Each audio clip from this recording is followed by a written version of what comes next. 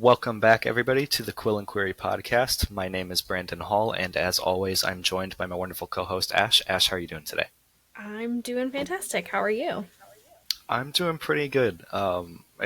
When we started 2025, I think we talked a little bit in our year in review slash heading into 2025 episode. I set like a lot of individual goals, both related to writing and not writing, and I kind of just did like a recent personal check-in, being almost halfway through the year. So Yeah. making good progress on a lot of those. Good. I'm glad to hear that. So yeah, super excited about that. Nice. We got Nicole in the chat, so that's good to see as always. But yeah, we have a fun episode today. We're going to talk about a lot of AI related topics today. And as we're kind of putting this one together in the doc, I realized there was so much that we could discuss when it comes to AI. So this is actually going to be a bit of a two-parter. So we have two AI episodes. So this is going to be the first one, and then next week we're gonna, or not next week, next episode we're gonna take a bit of a break with one of our first mini episodes, doing like a fun little themed sort of half-length episode, like we discussed in our previous episode, and then we'll circle back to AI again. So yeah, there's just so much to discuss when it comes to AI, and I wanted to kind of get it all out there, like all of our thoughts on all of the different Yeah. topics and uses. So that we wouldn't have to do another AI episode, hopefully anytime soon after those two. Yeah. Um, but yeah, so super excited to hear your thoughts on some of these today. But as always, before we get into all of the topics for the week, we do our reading recap. So have you been reading anything lately? I know you were reading a pretty interesting book last time we checked in. Yeah, I'm still on the same one. I have taken a pause on reading. It's been the end of May was pretty busy for me, and then the beginning of this month has been a little rocky mental health wise. So I've Yeah. kind of just been like taking a step back a little bit, but I'm still on the Shadow of the Gods book. And it's something I keep thinking about. Like, I'm excited to dive back in, but haven't made much progress in that regard. So, hoping June is looking open for me, which is Yeah. nice. I finally have like a month where there's nothing really going on. So, Yeah. my best friend just got engaged today, so that's Oh, gonna be congratulations. thanks. I was thrilled, unexpected. I like screamed and dropped my phone when she FaceTimed me, but so I'm sure the rest of this year will be busy with like helping plan and being hopefully a Oh bridesmaid, yeah. considering best friend status. But yeah, so that'll be fun. But yeah, gotta fit it all in. Anyway, Very that's cool. where I'm at. You said I see on this thing that you DNF'd. Yeah, so I guess I'll start with the DNF because I've been reading three books, if you count that.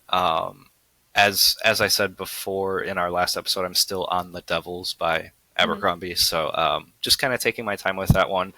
Still loving all of it. It's still everything I want from an Abercrombie book, just a lot faster paced than I'm used to from him. Mhm.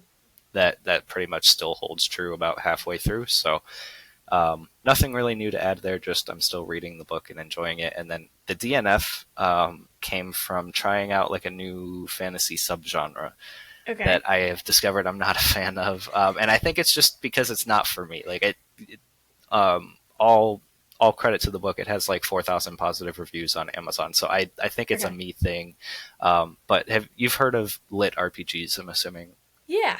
Yeah. Yeah. Like So vaguely, like maybe in passing. I don't know much about it. yeah, yeah. That was kind of how I was too. So I was like, well, I'm gonna give it a try because there's some big ones out there. I think Dungeon Crawler Carl is one of them.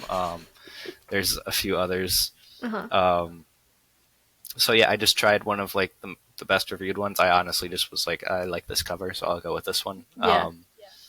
And yeah, I just, as someone who likes books and likes games, I thought combining the two would be like right up my alley. But it wasn't even like the game mechanics being in the book that threw me off. It was more just the setup for the world and like just the protagonist. So it Yeah. very well could be that I just need to try another one, Okay. which I'm not opposed to. I think the things I didn't like are going to be kind of genre staples, though, if I'm understanding how the genre works Sure. correctly. So Okay. I'm not Interesting. 100% sure how I'd feel like going into another one. Like it might just be one of those things that's not for me, is how I kind of Yeah. interpreted um, how, my dislike of the book. Like it wasn't really poorly written or anything. Like it came Yeah. across as well edited and everything like that. I just think not my taste, if that Hey, makes and sense. sometimes at least you tried a new thing, and maybe Yeah, you can revisit with another author or something and see if that's more your speed. But yeah, sometimes you're just like, nope, this is just definitely 100% not for me. yeah, for sure. Yeah. And then I do have one other book I'm reading because I've been trying to write more short stories just kind of while I work on the outline of A Mm-hmm. Night of Knives for Act 2. So I Mm-hmm. actually have had the Dream Songs volumes 1 and 2 by Martin on my shelf for Oh, quite a cool. while. And so if anyone out there isn't familiar with it, it's kind of like a mix between a biography of George R. R. Martin and a collection of his short stories, like during different periods of his life. So Oh, it's interesting. That's actually, cool. yeah, yeah, it's a really cool look at like the history of publishing and Martin's history as an author. Yeah. And there's a lot of really cool stories in there. So I've just obviously as a Martin fan, I've been loving that as well. Yeah. It's really good. So Very cool. I'll have to add that to my very long TBR. yeah, yeah. I'm Um, trying to work through the physical books on my shelf. I'm kind of like going left to right now. yeah, I that was my goal this year is like to not buy. I bought one new book from V.E. Schwab, which came out this week. And because I love her, and I'm like, I'll always want one of Yeah, her books. So yeah, but otherwise, I'm like, nope. As long as it's not like, I mean, sometimes book club stuff I have to get because it's not on my shelf. But yeah, I'm like only my TBR, and that's it. yeah, Yeah, yeah. I was the same way, and with like the asterisk for like two authors. It's yeah, like yeah, if Winds exactly. of Winter was to come out, then obviously, and then the Yeah, Devils. So that was pretty much where I was at with that. that's it. Were you going to ask something about the reading before we moved on? I was not before we moved on. I think your audio or like your audio is coming through your gamer mic because I can hear your like when you breathe out, it's got that like sound. I don't Oh yeah, just you're letting you actually hold your. totally right. Okay. I was like, this still sounds different. I don't know what it is.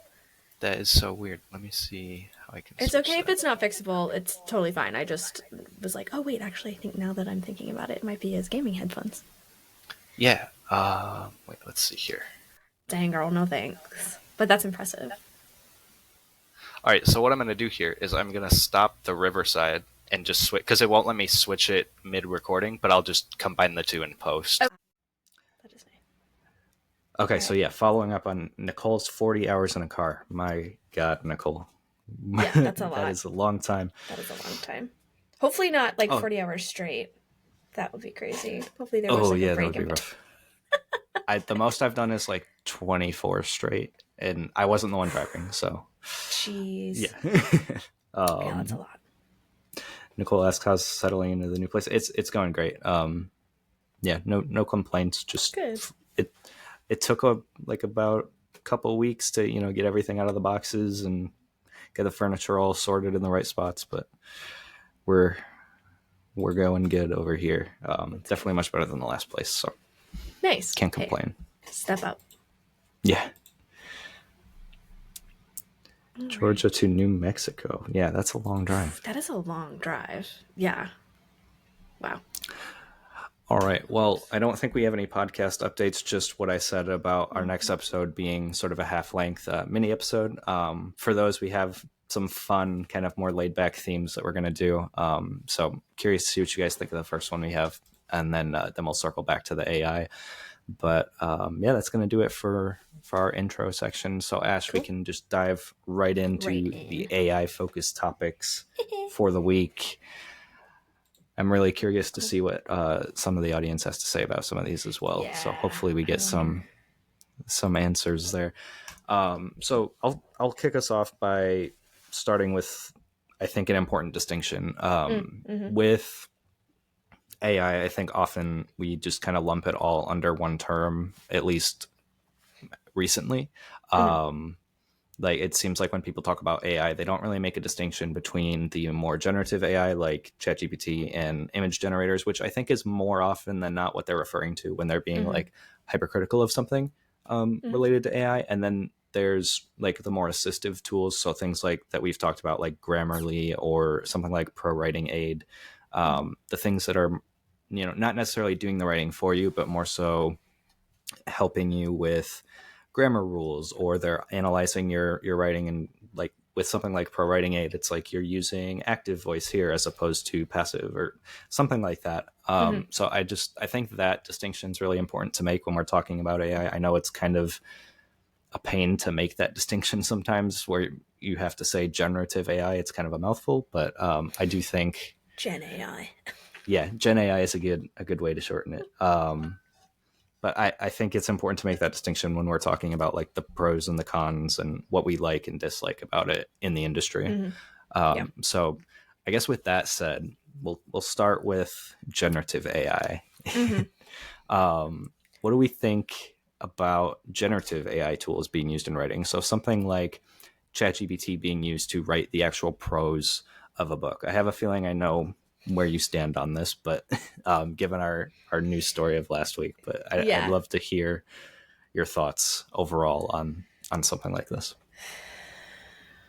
I don't want to hurt anyone's feelings, but I hate it. I I hate it in anything artistic or creative. I just yeah, that's pretty much as succinct as I can make it. I just don't like yeah.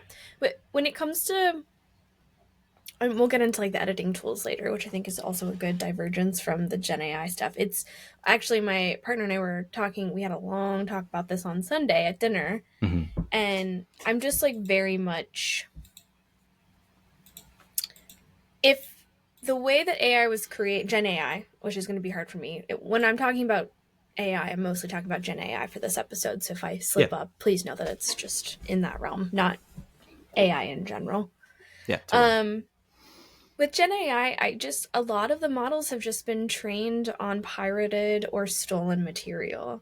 So if the process for most of our Gen AI tools like ChatGPT were trained and the artists that these things are trained on are approving of and getting some, you know, like compensation for it, and that's to me that would have been that is a much better route, right? Because at least what it's being created on is appropriate and the artists are getting their dues.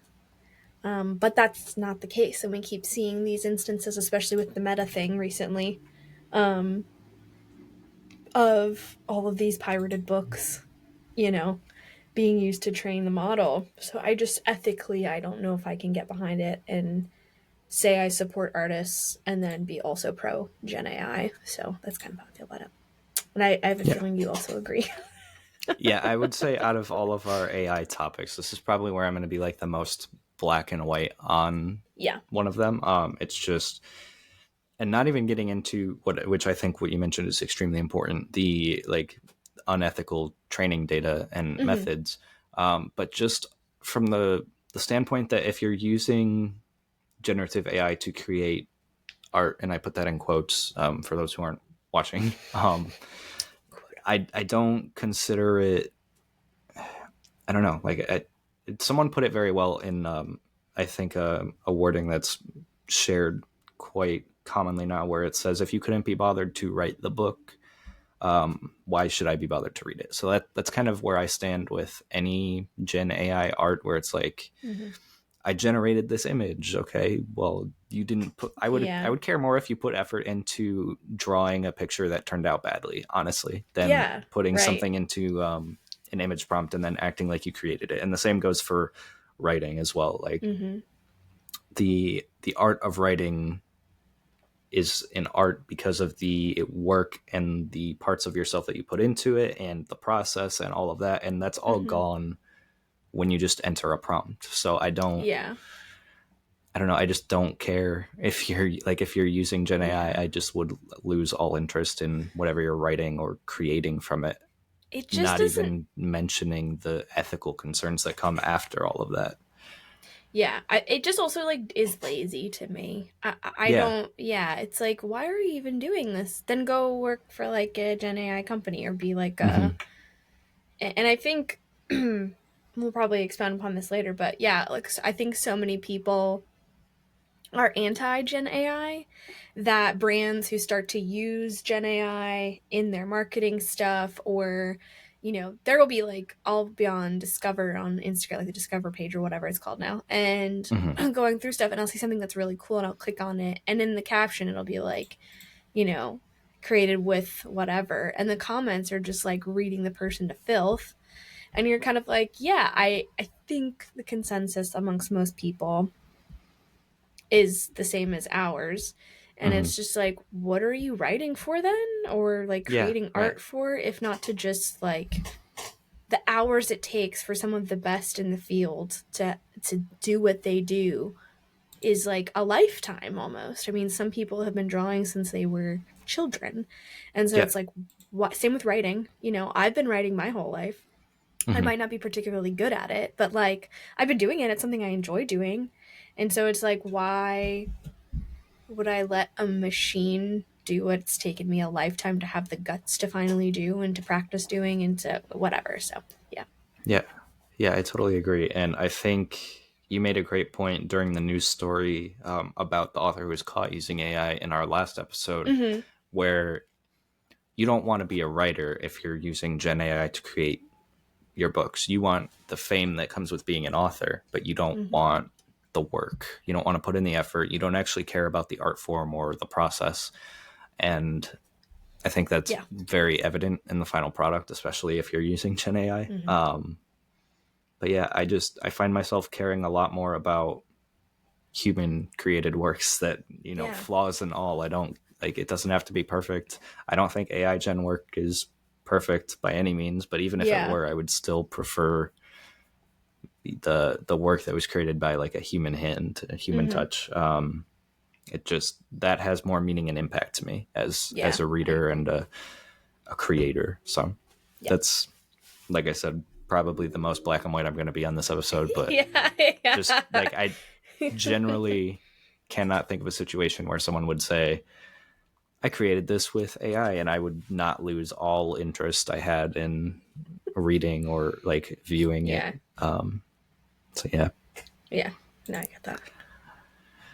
All right. Well, moving over to like the other category of AI that we Mm-hmm. mentioned, assistive. So how do you feel Yeah. more about these tools? So as I mentioned, some examples just off the top of my head: pro writing aid, Grammarly, things that aren't creating the prose for you. They're more so either analyzing your writing and giving you pointers, or Mm-hmm. finding things that you may not have seen.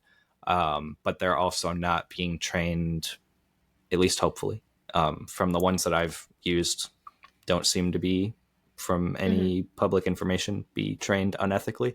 Um, Now, could be wrong. Something could come out, but Yeah. For we're now, just we're gonna, operating on what we know. yeah, we're just gonna lead with that assumption that these are ethically trained algorithms that are analyzing your writing and Yeah. kind of giving you either the grammar help or the more editorial pointers before maybe you're Mm-hmm. sending it off to an agent or something. Yeah, this one's a little bit more, it's less black and white, as you said. I have Hmm. Grammarly, and I went in and I Googled, which also Google's now like impossible to get away from AI. But Hmm. I Googled how to turn off all of the AI capabilities as much as possible to Yeah. still maintain just like grammar, like spelling mostly. Hmm. Um, Scrivener has its own like analyzer, like built in. So when Oh, I'm okay, cool. on Scrivener, I just like do word check or whatever, which is nice because it's not doing it as I'm going. And I Hmm. kind of like that because then I like don't, I'm not focusing on the mistakes that I'm making. I'm just Yeah, turning it into can a be flow. distracting. Yeah, exactly. So I turned all of the AI functionalities off in Grammarly, which if you didn't know you could do that, you can, which I think is the most ethical route to go just in general. Just because you don't know, I don't know. Um, for the editor, I've never used the pro writing component. My problem is with even with Grammarly, I'm just going to stick with that because it's the one that I use the most. When Hmm. it does have the suggestions on, um, that's distracting enough for me to be like, is this a change that I should make as I'm writing? And then I'm like catching myself being like, stop it. It's just a program like grammatically telling you what to do. Hmm. And I my only worry with that, if people rely very heavily on those like more detailed editor programs, is that Yeah. you're going to be focusing on making sure it like sounds correct versus allowing your voice to come through, and then it's not creating anything from you, or for you. So I think that's a positive, but it Yeah. is kind of, you're like self-correcting, and I think that's a Hmm. slippery, or it can be for certain people, and be like, oh, maybe I should change this because this program says I should. Yeah. um when it comes to formatting, that's a different beast also, but in the same vein, if you're self-publishing, hire an editor, and then we make the community pool healthier and, you know, Hmm. better by supporting independent editors, independent formatters. um I know Beck's like, she taught herself how to do all of it, and so many Yeah. independent and self-published authors have taught themselves from the ground up. And I'm sure many do utilize these tools, but for people who like only utilize it, I'm like, there are people out there for hire that you could absolutely hire. So I don't know. Yeah. It's, in that regard, I'm like, use it as little as you can, because I do Hmm. understand like none of us have the time to like be full-fledged editors in Yeah. our spare time, while writing and all that kind of stuff. So yeah. What about you? How do you feel about that? Yeah. I actually just, when it comes to like spell check and stuff, I just use what's built into my word Mm-hmm. processor. So I don't make much use of Grammarly or anything like that. I have used not Pro Writing Aid, but AutoCrit, who Mm. has like a very clear mission statement that they don't use AI for like they don't train any AI on your Ah, stuff unless you yeah. opt into That's it good or to know. anything like that. So Sure. I've used it for like a couple short stories where mostly just for kind of broad feedback, like am I repeating a word too many times, or Mm. is like active voice where it shouldn't be, or like Yeah. something like that. Like you said, I think when you're using those kind of programs, you do have to be careful that you don't become too dependent on them, because you do have to maintain your author voice, and it is just Mm-hmm. a computer program that is just kind of giving you the best guess for Yeah. editorial feedback. Mm-hmm. So go into it with like, the ability to kind of like when someone's giving you feedback on your story, like you have to have the ability to parse through what feedback you're going to take and what feedback you're Mm-hmm. not. You kind of have to be able to do the same thing with these programs. But yeah, as far as like how I feel about them in general, I guess as long as it's, ethically trained and it's not Mm-hmm. doing any of the writing for you, it doesn't really matter to me. I just think, like you said, it's important to not become entirely dependent on those things as well. Like, because you can Yeah. very easily lose those skill sets Mm-hmm. if you're not constantly practicing them. Yeah. And that kind of goes with the Gen AI thing as well, where I think we're going to touch on it a little bit later, where I think it really has a significant effect on your ability to like problem solve and think creatively. Yeah, I think that was like the next question on the list, and I think it's a good, if I'm looking at it right, I'm like, that's actually a Yeah, good. actually, that was the next one. So Yeah, perfect, that's a perfect perfect segue for us.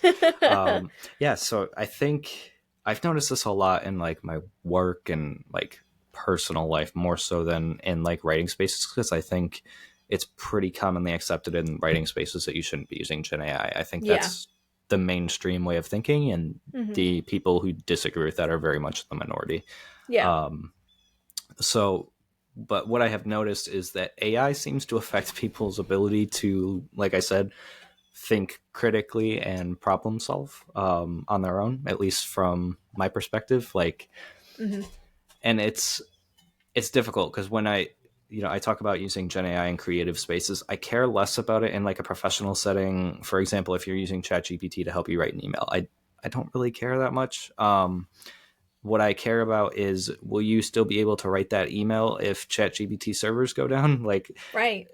how often are you relying on this, and are you slowly losing the ability to do that thing yourself and to think through that problem yourself? That's, I Hmm. think, a significant portion of society already struggles with critical thinking and other skills, Hmm. um, to the point where, we're not, I don't think we need to worry about things like iPad kids anymore. It's AI kids. Like, there's programs to do thinking for you now, and I think that's a Yeah. dangerous route. So but yeah, have you noticed anything like that in your own life as well, maybe outside of the writing space, that Yeah. using AI some people become really dependent on it? Yeah, so I actually do. I've got friends who use it almost exclusively for writing emails. And they just are like their reasoning is it cuts down on time that I can be spent doing more important things. Mm-hmm. On one hand, I do understand this, especially because writing emails, especially for like a mass email chain, can be really tedious and nerve-wracking and all this kind of stuff. My counter to that is that your brain is, I don't even, this is so silly. I don't know. Is it a muscle? Is your brain a muscle? Does it count as a, or is it its own I don't thing? want to answer this because I think Okay. I'm going to get whatever answer I give is going to It's be wrong. like a muscle. If it's a muscle, it's a muscle. If not, it's like a muscle, in which if you Yeah. don't use it, you start to lose some definition and some ability. And Yeah. yeah, I think when I was on my TikTok, like the craziest addiction ever, I was starting to notice that like my attention span was like shot to shit, Yeah. and that I was having a hard time concentrating. I was having a hard time like not just reaching for my phone all the anyway. So even just that. So imagine if you're constantly relying on like a chat GPT to Mm-hmm. do grunt work or boring work. And I'm like, your brain still needs that. It still Yeah. needs you're practicing these like softish skills that, you know, yeah, if ChatGPT goes down or any of these other AI tools go down, or if something happens in the future, like what are you gonna do? Mm-hmm. Um, so I'm definitely like a more of a judgy person when it comes to this than I think like most people are. Yeah. Um, yeah, like Nicole says, I use it when I'm feeling extra autistic at work and I don't know how to phrase stuff normal. I ask. Yeah, it's like I think that's a legitimate like that's a accessibility legitimate tool. Yeah, usage. yes, as like accessibility tool for sure, but for like uh, a non-neurodivergent person who's just like not wanting to write this email, I just don't Yeah. know. My partner, it has what is it, health OCD. So Mm-hmm. he uses it when he's having like a really bad spiral, Yeah. to like ask it instead of going to WebMD, which is Right. definitely way worse than anything, and he needs an immediate reply. Mm-hmm. He uses it and it like is almost like a self-soothing thing. It like really helps him to Yeah. compartmentalize and get through that moment. So I think it can be a good tool, especially when it's just like you're using it almost as a search engine. Mm-hmm. We won't even get into the cost of using it in terms of like resources. It's its own Right. Yeah. beast. But um in situations like that, I'm less inclined to like give anyone flack for that. Mm-hmm. It's the mundane stuff that I'm like, really? You want to just ask ChatGPT to do that for you? That's crazy. It's like recipes Yeah. and shit like that. I'm like, I don't know. Just go on Pinterest or Google or something. Yeah. Right. I just worry like the immediacy component in the same way our Mm-hmm. consumerism has happened of like I need Yeah. everything within 1 to 2 days or like instant. And I do research for a living, and it can be really challenging and really hard, and Mm-hmm. it's not all supposed to be easy all the time. So anyway, yeah, in the day-to-day stuff, I don't use it if I can help it. Um Yeah. It's like I was like for a second I was like maybe I'll use ChatGPT to like plan our trip because I think we're gonna do the Pacific Northwest and just be like what? And I was like, Yeah. no, I can just get it's tempting. I'm not gonna sit Right. here and pretend that it's not tempting in my day to day. It really, Mm-hmm. really is. Um, Especially for like calorie counting stuff. I'm like working on getting fitter. Yeah. And when you're at Chipotle and you don't know all the ingredient calorie counts or whatever, Mm-hmm. yeah, sometimes it's nice to like, oh, ChatGPT, but then you're like, does it actually matter that much? Anyway, I'm Yeah. rambling. I will ramble a lot this episode, but that's Oh, kind of that's what we're here for. it. Long Yeah, form podcast. yeah, that's right. No, I totally agree. I think the examples that we kind of came up with from both your partner and Nicole Mm-hmm. are both like good examples of like what I would say is a legitimate Mm-hmm. use that's not, I don't think is necessarily going to have a negative impact on your ability to think and problem Right. solve. It's like this is beyond my ability. Yeah, I just, even in my own person, not recently because I've since like stopped using it for mundane things, but I did Yeah. like when it was like the new thing, I was using it more than I would have liked to for Mm-hmm. certain things, just because of what you said, like the immediate gratification of it, Mm-hmm. where it's like I get an instant solution to this problem and I don't have to Yeah. think about it. Like it is very tempting. Um, to go to it. So yeah, it's, and then I slowly noticed that in myself where I was like, I'm not solving these problems anymore in my own head. Like I need to get back Yeah. to that because I'm Yeah. going to become a very unintelligent person if I rely on this so much. And to be fair, like, one, it takes a lot of brain power and science to create something like these AI tools. Like, Yeah, my totally. brother works in chip design, and Hmm. it's bafflingly amazing. And just so props to the people, the brains that have come behind this and created technology like this. I think it can be an amazing thing. Like, certain hospitals are using it to like come up with a solution for really complex issues that they might not, whatever. I think it can be like a really beneficial thing if you, it's almost like, what's that quote? It's like, whatever, it doesn't matter. But like in the right hands, it Yeah. can be great and it can be helpful to humanity as a whole. But I don't know if we need it for our emails. Yeah. I think that's a great point, is that it's a technology with really limitless potential. Yeah, And I right. think if we find the right applications for it, it Mm-hmm. could really be Yeah. beneficial for everybody. Yeah. But yeah, so the next topic I have for us is Mm-hmm. kind of going back to Gen AI a little bit, I think, but it's regarding AI disclosures. This is kind of Mm. relevant to that news story we covered the last episode where there was no Yeah. AI disclosure. So, how do you feel about AI disclosures being required? I know a lot of platforms like KDP and like social media platforms are trying to find the best way to require users to say, hey, this was made with AI. Mm-hmm. So specifically in like the publishing space and the book space, what are your thoughts on like what should have to check yes on that? And how detailed should those disclosures be? Things like that. How do you feel about it? I am totally for disclosures. In the same way that you said earlier that, if I find out that it's AI, I'm not going to read it kind of a Hmm. situation. It puts the consumption choice in the consumer's hands. Yeah. Um, and if it wasn't such a bad thing in the creative space, then artists would have no problem doing that. But a lot of them do because they don't want people to know that they use Right. AI. Um, in terms of detail, I know that can get kind of muddy. Do I think that you need to disclose if you use Grammarly to word check? I don't know. I don't think so. Um, do you need to disclose if ChatGPT helped you edit to somebody else's wording, like we saw Yeah. recently in that story? Yeah.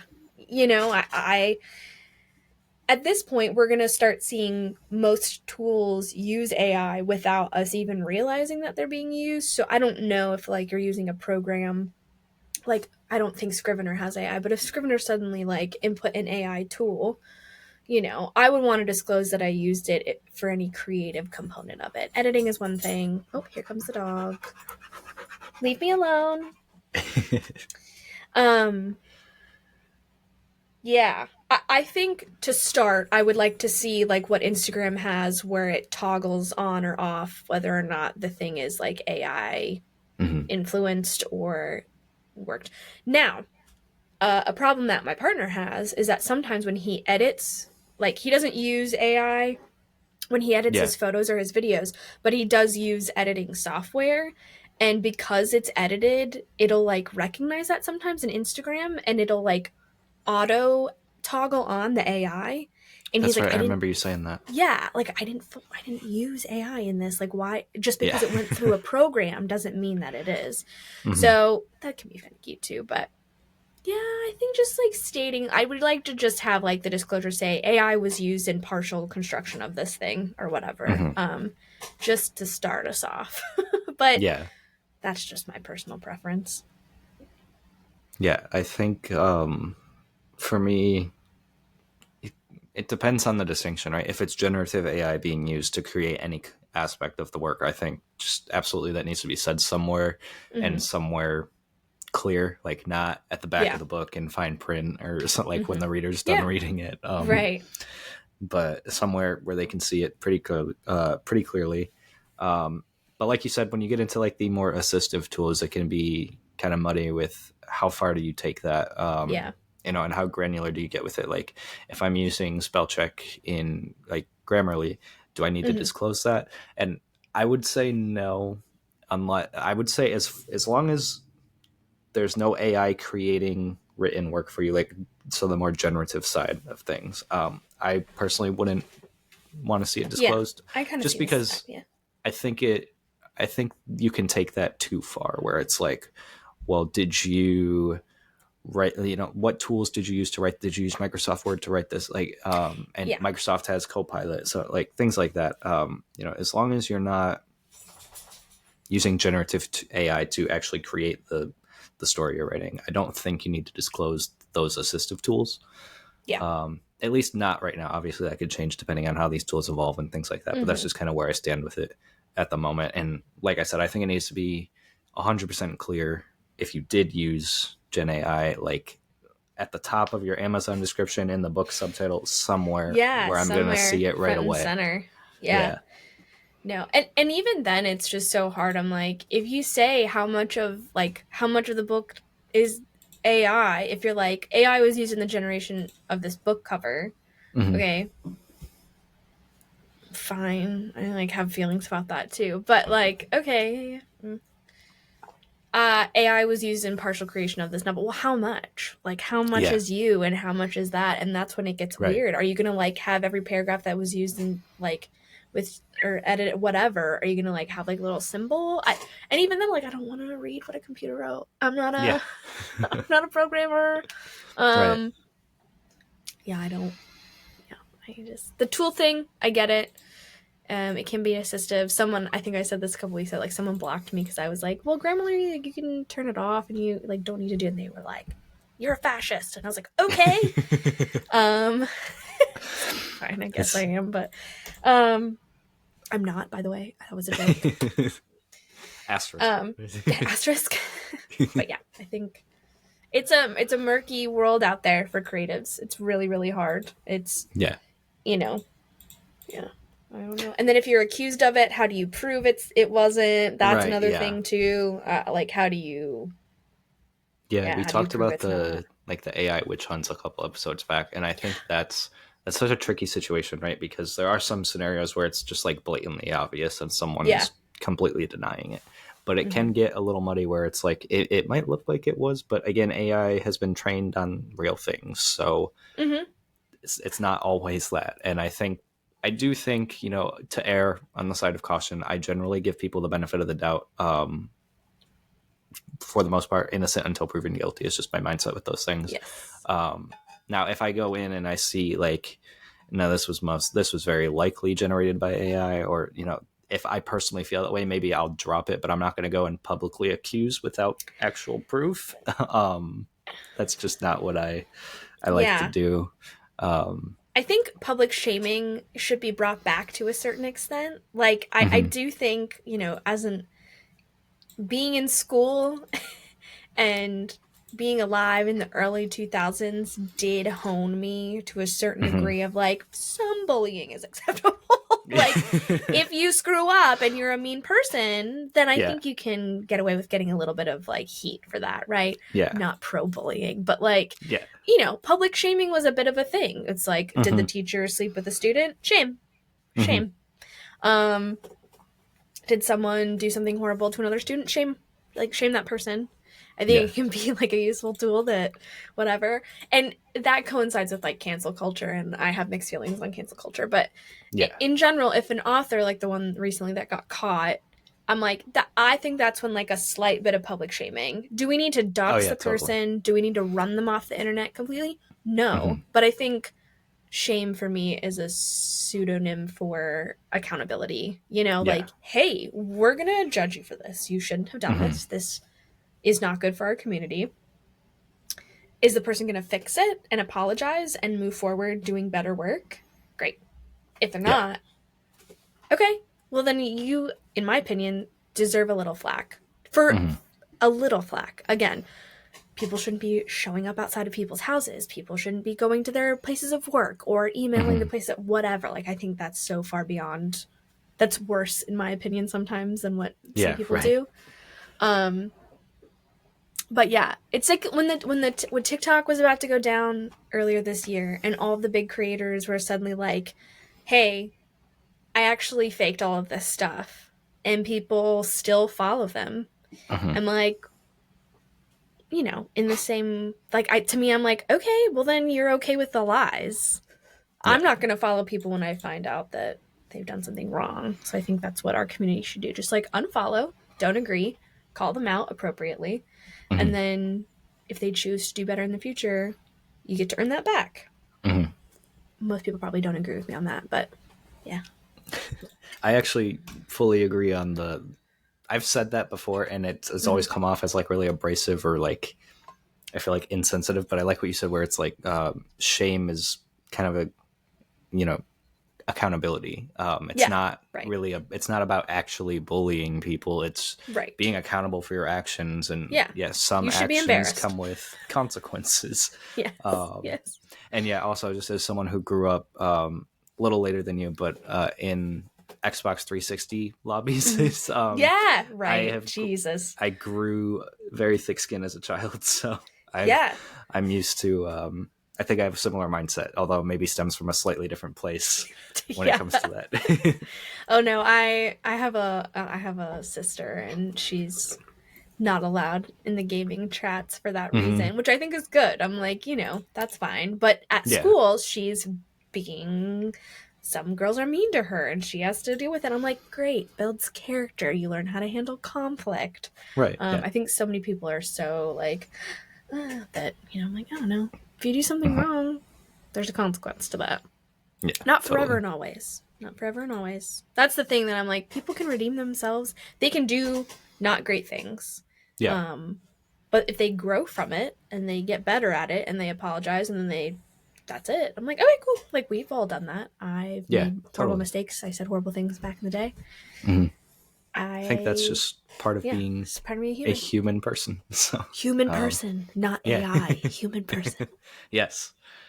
That's another. I think that's another thing that we bring into our art, though, right? Is our growth and our flaws and all of those Totally. things that AI just doesn't understand and Yeah. can't understand. It can mimic an understanding of it to try and put out something that it thinks you're going to like, but it Yeah. can't truly understand what goes into that. Exactly. Yeah. Well, let's shift gears a little bit and talk about AI in the editing process. I know we touched a little bit on assistive tools like Grammarly and things like that, but I want to Mm-hmm. talk both the generative and assistive when it comes to editing, because some people will Mm-hmm. say something along the lines of, "Well, I don't use ChatGPT to write my book, but I put my work in there to edit it," or something along those lines, right? So the lines get very blurred with like what limits people set themselves for their AI usage. So I was kind of Mm-hmm. curious how you feel about AI being used in the editing process, whether it's generative or assistive, like we said. Yeah, I think we touched it up from the assisted bit. I don't mind. I use like I said, Grammarly in mine as long as it's like.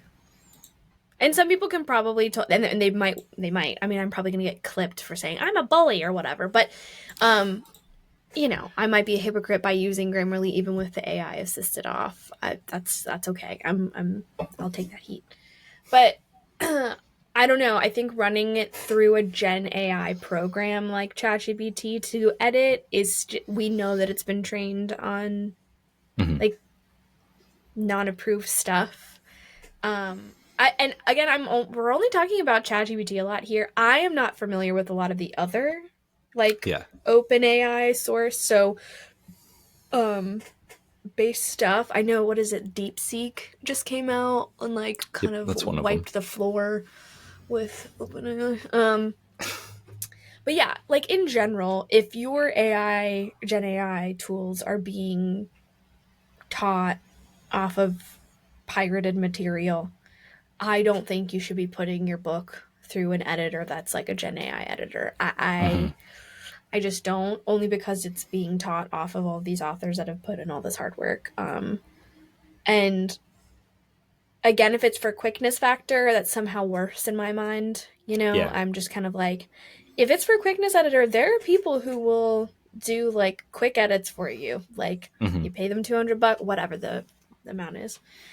So I don't know. I'm not a fan of that. I think there is like a human element, right? When it comes to editing, it's like there are so many books on my shelves that I'm like, this should have gone through another editor, or Yeah. some they should have hired a different editor, right?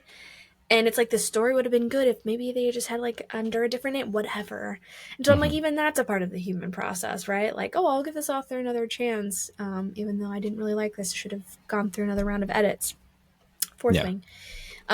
But yeah, I just don't, because when you edit something, you're asking usually the person to give feedback, to go really deep and explain why, right? Hmm.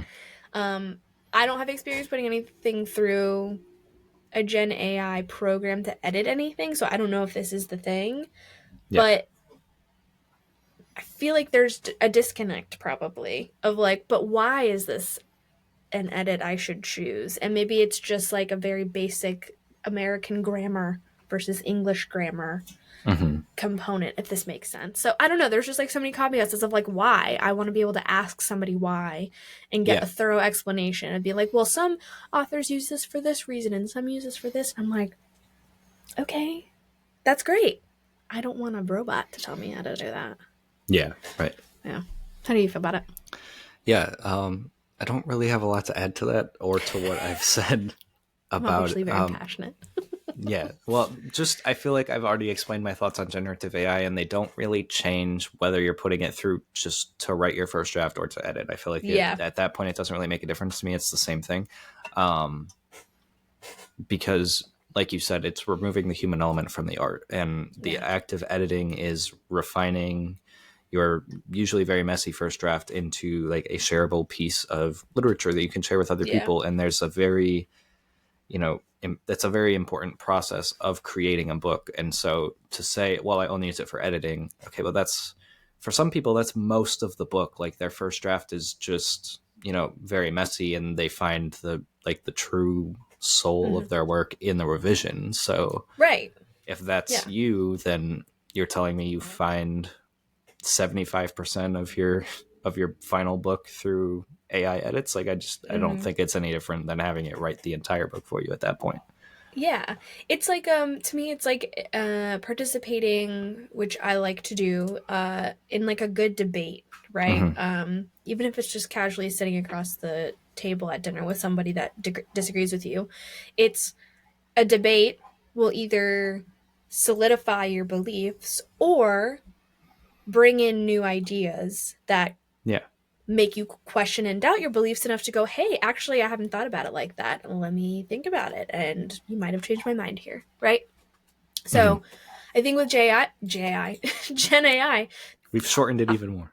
Jai, there's no, there's none of that really, right? You're asking it to do something for you, but I don't think it's the challenge that people think it is. Hmm. It's just, again, the quickness and ease and ability that it can do it in however many seconds for you. And Yeah. you're like, I don't know. Yeah, I think it's lazy. Yeah. I agree. I think that's a great way to sum up like just any Gen AI usage is it's usually laziness that Yeah. it boils down to. Mm-hmm. Well, we can kind of gloss over this one a little bit, but I Yeah. know I touched on how we feel like picking up work and seeing that AI disclosure and then kind of losing all interest in it.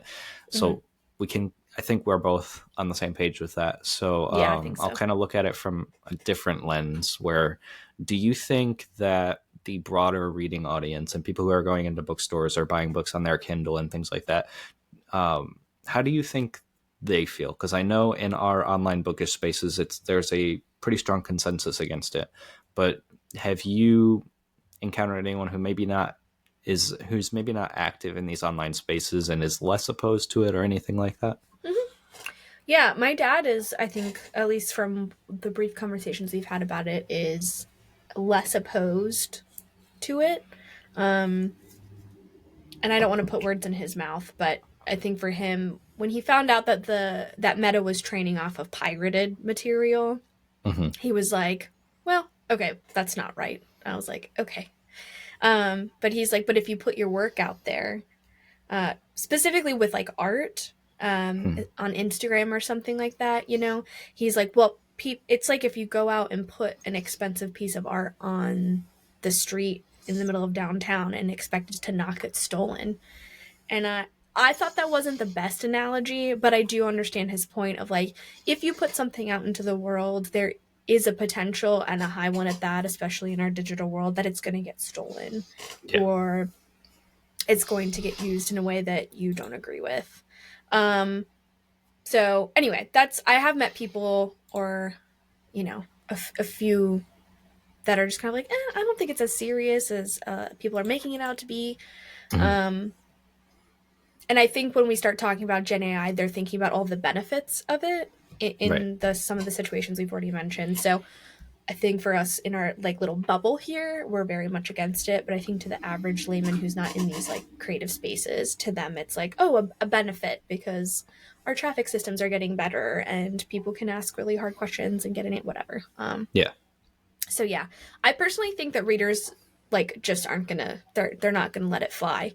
Hmm. That's the one crazy thing about like fan fiction is that if you talk to people who read and or write fan fiction, I mean, all of it is always just so impressed with the author doing something in their free time for no money, only Yeah. for the love of the thing, and doing it. And they're always like, does anyone have recommendations? That's also another point is that like people will reach out to their own community and be like, I just finished this one book and or fan fiction or piece of literature. Does anyone know of anything that's really similar?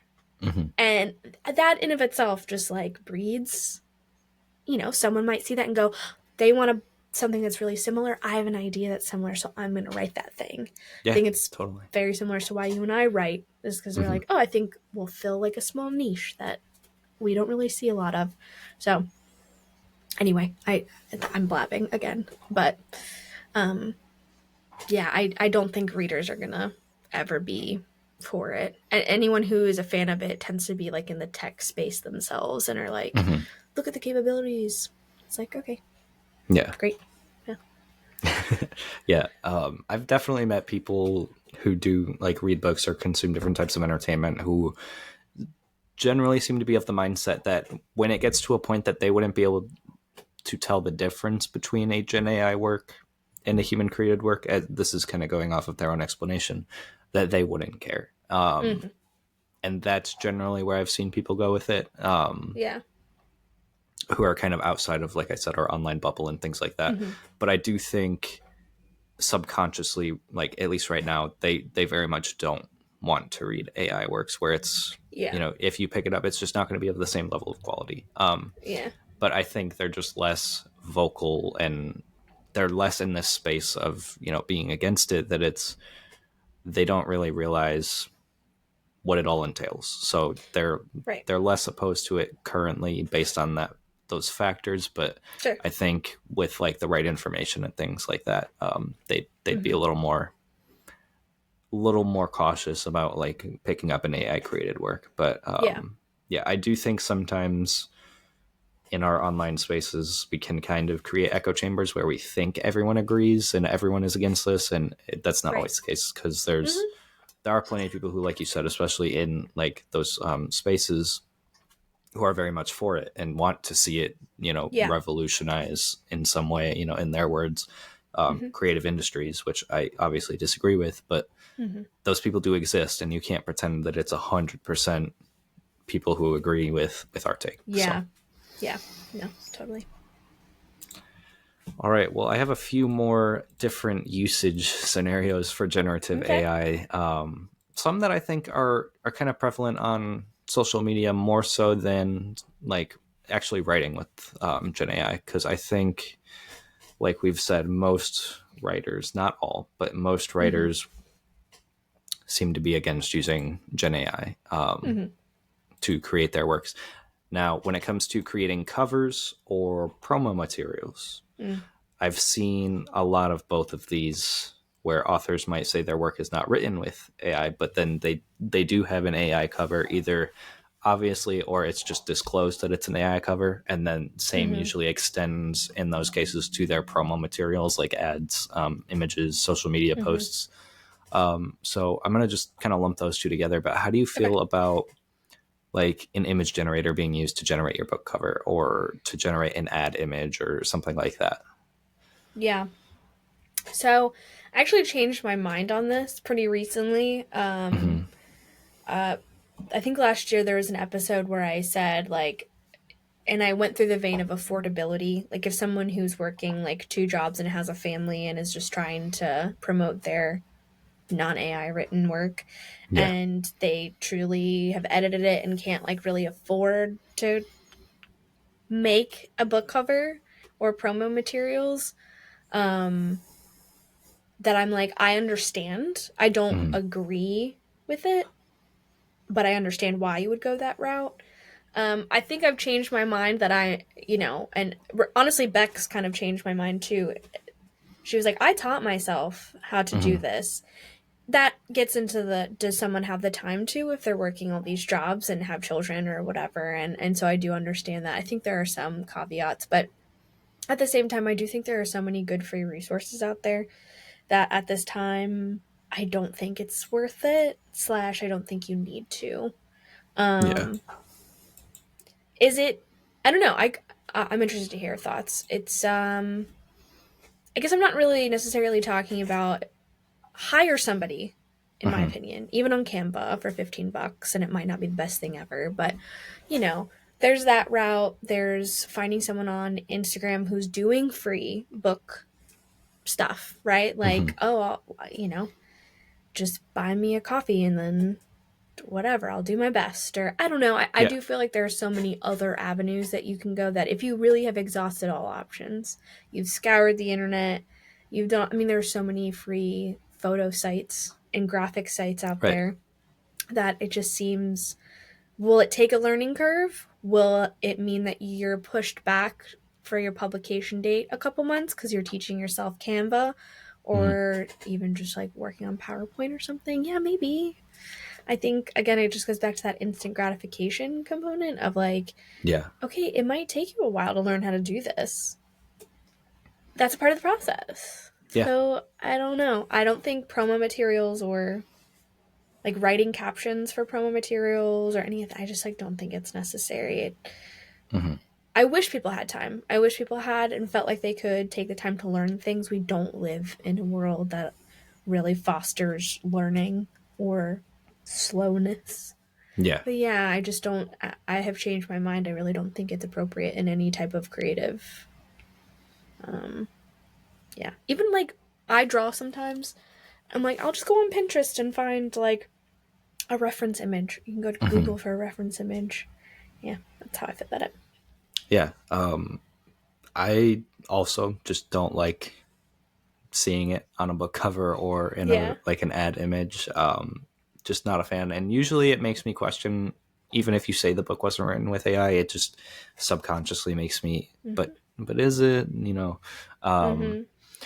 and I think, like you said, it's it's not, you either use AI or you spend $700 on a cover designer. Like there Right. are plenty of options in between. There is Mhm. plenty of sites that offer covers from $10. They can be Mhm. pre-mades, they can be customs. Yeah. There is Canva, which is like what, $15 a month now, where you can make your Yeah. own cover. Yeah. You could learn Photoshop and make a maybe a little more detailed cover. You can go to a stock image website. There's free ones out there, and Mhm. use that to kind of enhance your cover. But I don't think using AI does anything except provide that instant gratification that we've Mhm. touched on. And I think some of it, at the risk of putting a controversial opinion out there, um, I think some of Oh it comes no. from, yeah, this whole episode is probably going to be, Yeah, somewhat probably. controversial, but um, I think some of it comes from like a sense of entitlement, where it's like, Mm. I want the $700 cover look, but I either can't afford it or I don't want to pay for it. Yeah. And to that, my response is, you can still make a book cover. Like, you're not Yeah. entitled to the same level of quality. If like that's a skill that as a society we've kind of decided is worth this much, because that's Mhm. pretty much a standard price across the board for like really high end cover designs. Mhm. So if you can't afford that skill based on like the market price for it, then you don't have a right to the same output, Yes. is my opinion. Just as someone who works in creative field for my day job as well, like with web design, you're not entitled to a great website design if you can't pay for it, is kind of Right. where I go with that too. And it's like, Mm-hmm. at the end of the day, it takes someone's labor, and it takes Yeah. work and expertise and Mm-hmm. things like that. So I do think there is a slight sense of entitlement when it comes to like thinking that you should have the right to have all of these like really extravagant artworks, whether it's for promo materials or your cover, Mm-hmm. but not wanting to accept the cost that comes with that. Or, Yeah. like we've said, the learning time and like the learning curve that comes with being able to create your own. Yeah. Because that is, as you've mentioned, a great example, Bex, who is, very adamant about not using AI, despite, being being very vocal about not being able to afford those things. So Yeah. rather than go into an image generator, she has Mm-hmm. learned Canva and makes her own covers. Yeah. She does a lot of self editing. So yeah, like I Mm-hmm. think for me, there's not really a good justification for using it Yeah. in those scenarios. And I Mm-hmm. think, like you, I was kind of initially of that mindset where I was like, well, if you can't afford it, and Mm-hmm. you don't really have any other options, it's fine. But I think after learning Yeah. about all of the options that are there, Yeah. Agreed. it's like, well, there really are like thousands of options for you to choose from. This one should be like the last resort, and there's no Yeah. reason that the 999 other options before that wouldn't work. Yeah. So Yeah. Yeah. There. I'm glad we're on the same page, and yeah, it's like one of those examples of you can't change your mind, but. I have like a Pinterest board where I go on to I can't remember the exact website, but it's like open source art that has finally reached its like it can now be open source, so you can use it mhm, in whatever you want, and it's free, and all you do is mhm, just go, and it has like different historical time periods, and you can search by weird cat or whatever, and then it yeah, even gives you like a little history blurb next to it. It's like those resources are there, you just have to want to do that work, and like you said, I think there's like an entitlement and like a laziness component of for mhm, some people, not all. And again, I'm just one person, and so are you, yeah, with our opinions out there. But it's like if you really care about the craft, if you really care about it, then you're gonna do the work right, to yeah, get it out there. Yeah. yeah. I think that's true for the editing process, for the writing process. It's really true for like any aspect where people might try to justify its use. Is Mm-hmm. if you actually cared about the quality that you were putting out and the process of creating this art form, you would put in the work and the time if you Yeah. didn't have the money for some of these things. Yeah. Agreed. And it sucks sometimes because I'll be on like Instagram, and I'll when those the trend came out with like the medieval trend where they're like Yeah. choose your whatever, like some of the Hmm. art I was like that's so cool, and then you find out Right. it's all Yeah. AI generated, and you're like god dang it, like Yeah. I know. damn it, some of it's so Admittedly, sick. there are some times where I see something that's AI generated, and I'm like, that looks very much Yeah. like what I want to use, but out of I can't. principle, I can't use it. Yeah. So, Yeah. you know, Yeah. not saying it doesn't output some nice results sometimes, but knowing what it's trained on and everything like that, Mm-hmm. I It's don't like think it's worth it. ethically you can't. Yeah, Yeah. for sure.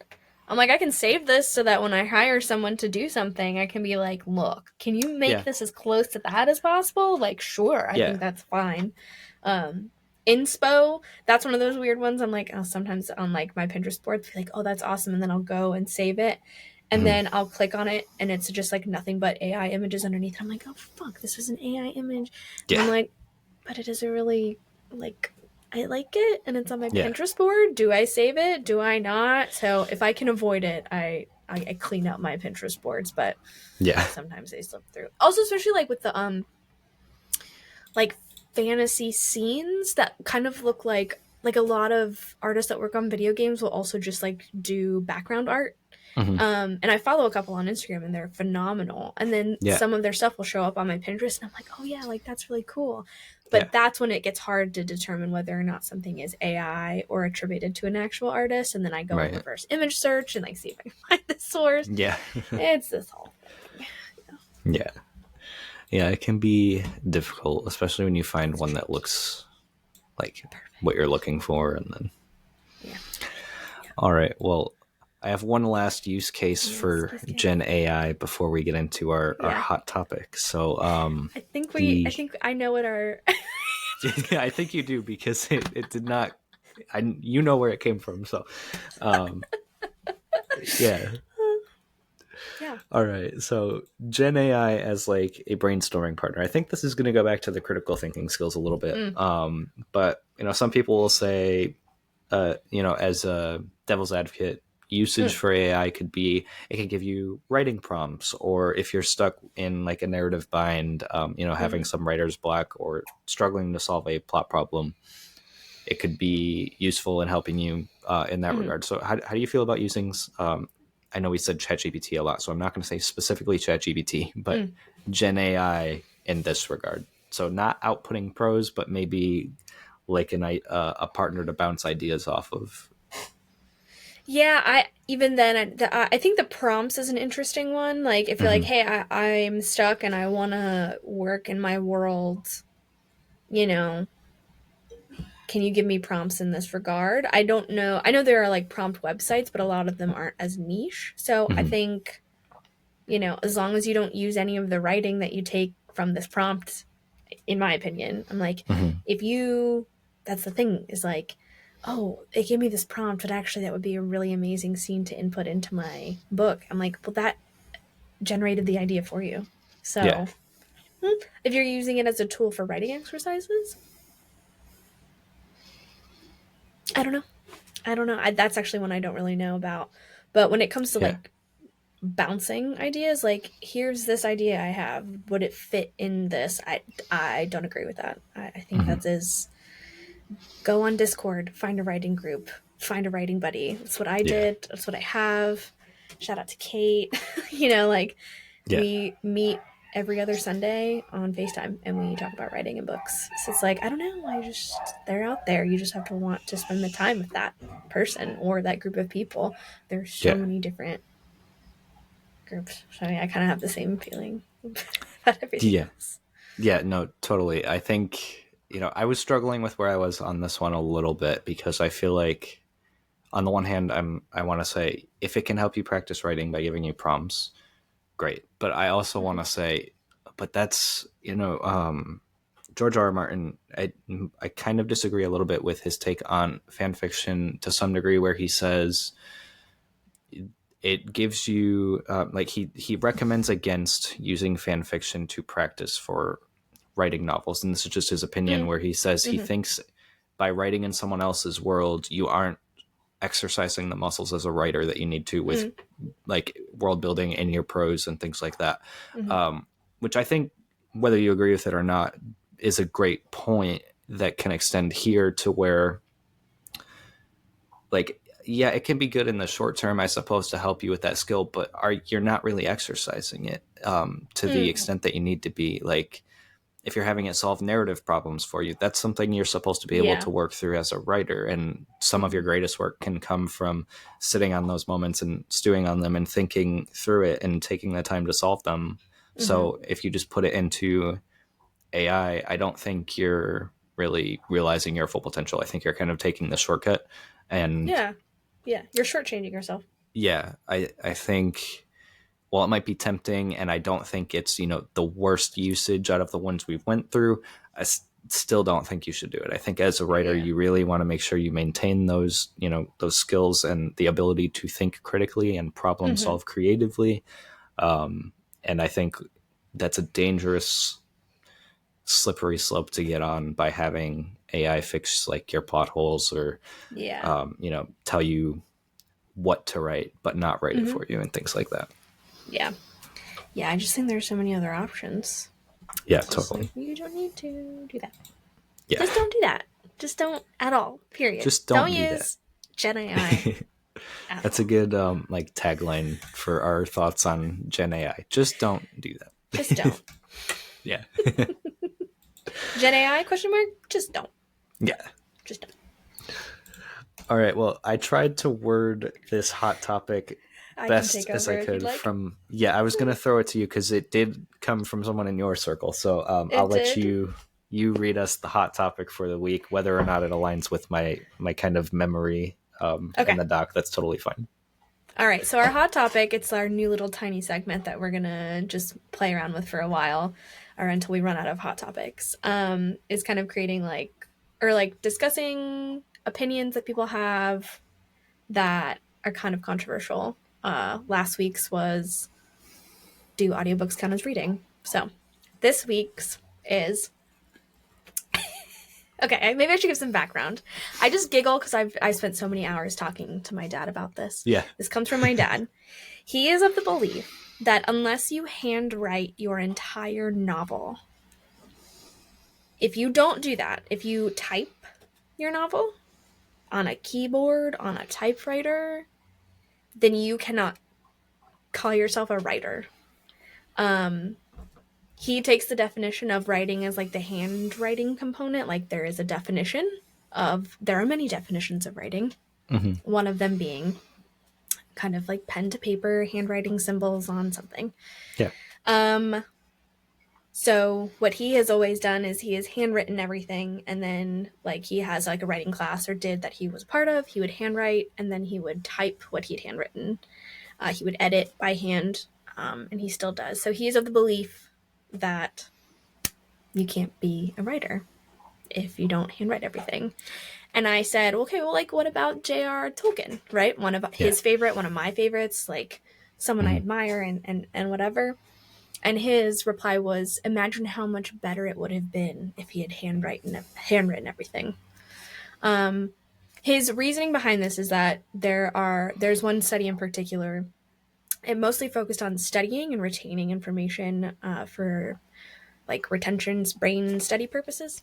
Mm-hmm. I'm not doing this very good justice, but it says that your brain works differently when you're handwriting. It slows the process down. You're creating more synapses and connections in your head. Synapses, not synopsis. And that you will be more creative and your work will be more overarchingly better if you handwrite. I disagree. Obviously. I do a mix of both. I handwrite and then I type. I like to type and then print out and then hard edit with like pen and ink. Especially with the outlining process, I think typing is, I can get my thoughts out faster, which to him, he thinks that's a decline in quality. There are many definitions for writing. So I think mine is the umbrella term that can encompass all of them, which includes typing. So he thinks that the appropriate word for people who have typed their novels and produced something should just be authors. I have authored. I am an author. That also is kind of controversial because author, one definition means you've like published it. And if you haven't ever published anything, can you call yourself an author? So that is the dad ultimate question of the day. Yeah, Thoughts? that's yeah, I guess I have a lot of thoughts, but I do like that you gave like actual context as to why, like what his reasoning is behind it, because I do think that some of that is like valid, especially the parts that cite the studies. Like there's definite truth to when you're handwriting, you do slow things down, you do process it better and things like that. Like that's kind of not debatable, I feel like. Yeah, agreed. I think I just disagree on like the definition of writer, but also the fact that he includes like people who type their manuscript under the author umbrella is interesting, because I thought when we initially like kind of touched on this topic, he was excluding them from that as well. So that's really interesting. Yeah. I think almost just, I guess I do disagree, but I don't necessarily disagree with why, if that makes sense. Yeah, like I understand for sure. his I think I just have a different definition. Like when it comes to writer, I tend to think of it more in like the umbrella term, like you said. This actually is making me think though that I should handwrite certain parts of my manuscript. Yeah. Because that's something I've never done. I've just never handwritten a story before. So I think, yeah, I'm just so used to typing on the computer that it just that's what I do for work. So it's it just kind of comes naturally. But yeah, I do think it is kind of opening me up to the idea of handwriting certain scenes and stuff like that though. So I do Yeah, appreciate the unique perspective for sure, because it is not one you hear very often. it isn't. No, But it's funny too. This is a very there's a lot of debate, and he's thought this since I was a kid. mhm, It was one of our topics at the table that we would debate over yeah, my whole life. It's always been a belief he has, and I think there is a component a bit that I don't know. This is kind of conjecture, but it's a little bit of like he has said that everyone can write a book now, and mhm, so the pool is watering down to an extent in terms of quality. I don't mhm, disagree with him, but I don't think that means that like if you write a book that I don't know. I yeah, don't connect the two. It does mhm, make it easier and quicker, but he's not wrong at all in terms of like that's why I do handwrite a good chunk of my mhm, stuff, and my poetry is all handwritten, and um, you know, it comes from a different place. I think that I don't know. He and I disagree on a lot of stuff. So a lot of that kind of gets yeah, into like we just butt heads. But he's not wrong because yeah, there is a certain benefit to handwriting. And it does slow you down. And anytime I have a mhm, problem in my novel, I literally bust out my notebook and I kind of go, where am I? Like, what am I doing? yeah, Here's the scene. So outlining it's really helpful too. Would recommend, but I don't think you need to handwrite the whole thing to be a writer. And I mhm, don't think handwriting or typing, I don't think one makes you a better author than the other. yeah, You know what I mean? Like I don't think there's a yeah, hierarchy there. mhm, Um, and I think there might be a little bit of that for him. Like if you hand wrote the whole thing, then that just like puts you above everybody else. And I'm not sure I believe gotcha. that. Yeah. Yeah, I don't know if I agree with that either, but I do understand like the quality concern of Yeah. writing a book is far more accessible now than Mm-hmm. maybe it was in the past. So that Mm-hmm. does naturally just by definition lower the quality standard that we're going to see. Mm-hmm. I just don't know that I think that the determining factor is handwriting versus writing for that, or Yeah. like typing for that. Yeah. But no, I do think there are some like great points behind that Mm-hmm. perspective. And it, like I said, I really do appreciate like unique perspectives that I haven't heard before, because Yeah. they make me Yeah. think about things Makes in you a think. different light. Yeah. Yeah. No, he's gonna be thrilled, and then he'll probably listen to this chunk and be like, "You mischaracterized." The fact I can't wait. But no, he was really wanting us to discuss it and see what you Yeah. thought. So yeah, and hopefully someone also takes a little bit away, like slow down. I think that's Yeah. like a really good message. It's just like slow down. There's no one on your butt about this except Hmm. you, unless you have an editor who or like an agent who's like, your deadline is literally tomorrow. But Right. yeah, Yeah. there are benefits for sure. Yeah, I think I'm definitely going to try it, especially if I find myself like getting stuck or second guessing like word choice a lot, because Yeah, it's easy to yeah. type when you're like, well, you can just backspace, but Mm-hmm. when you're handwriting, it takes more time and you can't just go and Yeah, erase stuff. So totally. Yeah, it is a tool that I do utilize a lot. And even like when you're not sure, it's the same way as with the prompt thing that we were just talking about with like AI. hmm Dude, like go not you, dude, but like people who are like I'm using it for prompts. I'm like go hmm outside. Go yeah, outside and try to write about what you see and yeah, smell and hear and taste and you'll find it's really hard. hmm Like it is such a challenge. And I think it's so fun to do because you're like, whoa, very rarely do we sit down and write about what we see. yeah, Especially for us fantasy folks, like we're always in a different world. And then if you go to a coffee shop, like describe the place around you. What's it smell like? And then if you find yourself using like very basic words, it's like, oh, hey, there's a part of my muscle that I need to start working on. yeah, Um, totally. yeah. Yeah, Anyway, I thanks, remember. Dad. I remember growing up, that was always like a writing exercise that was recommended to you. It was just write about what's around you in the current Yeah, room. it's hard. It really is a good exercise because it is a lot Mm-hmm. harder than you think, like you said. Yeah. I think another one that I utilize, I don't really utilize anymore, but this is something that, I should probably start to do again is write from an object's perspective, Hmm. like your cup on your table. And if not that, like an object in the room of your characters, like write from their perspective what they're watching your characters do and how they act. And you'll start to Yeah. be like, oh, I don't think my character has any very like good, like unique ticks or like things that they do that makes them different or unique or whatever. And you're like, oh, Yeah. and then it just, I don't know, reveals a lot about your own writing style. So anyway. Yeah. Well, Ash, I think that's going to do it for our first part of the AI episode. Like I said, we I'm have excited. another dozen or so AI topics for the next time we circle back to this. But first, a fun little episode in between. Yeah, this is good.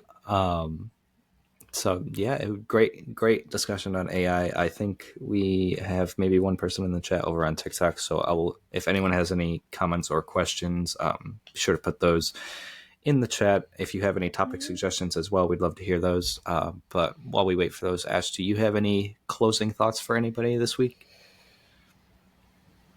I think that's it. I don't really have much. I'm excited for a little short episode to see how that goes. I'm kind of hoping there's some more drama with AI and writing between now and our second episode, so we have some things to gossip about. But no, It's always fun, yeah. Same old around here. Yeah, I don't really have much to say either, other than our YouTube is still performing really well. I think our clip views have tripled from the first 28-day period to this this latest one. So super happy to see that. We've gotten a couple comments on YouTube, so I know we asked for some of those. Not a ton, just like one or two, or two or three, but we're slightly getting up there. So if anyone wants to leave a comment, let us know what you like about Quill and Query. If there's any aspects of Quill and Query you don't like, I would love to hear that as well. But just any type of feedback you want to give, we'd love to hear it. And also wanted to say thank you just for all the recent support over on YouTube as well. So yeah, definitely. Thanks everybody. Always appreciated. Well, I think, I don't see any questions or comments in the chat, Ash, so I think that's going to do it for this week. We will see you all in our next mini episode on the 24th. But until then, everyone take care. And thanks so much, Ash, for the great discussion on AI. Absolutely. See you guys next time. Bye. Bye, guys.